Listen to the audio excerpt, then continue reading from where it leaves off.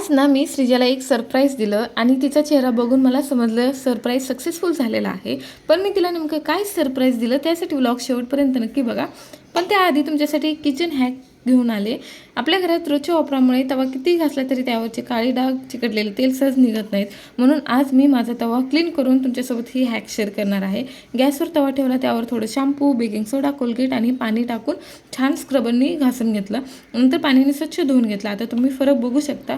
तुमच्या घरी तवा असा घाण झाला असेल तर ही हॅक एकदा नक्की ट्राय करून बघा आणि रिअल रिझल्ट मला सांगा. त्यानंतर नाश्त्यामध्ये पुरणपोळी, दूध आणि साजूक तूप एकदम मस्त नाश्ता केला. मग श्रीजासाठी तिचा फेवरेट बिस्किट केक बनवायला घेतला. तिला केक खूप आवडतो म्हणून म्हटलं आज तिला छोटंसं सरप्राईज देऊया. श्रीजा स्कूलमधून आली, फ्रेश झाली आणि मग आला सरप्राईज टाईम. तिला केक दाखवताच तिचा चेहरा एकदम शॉक आणि हॅप्पी झाला.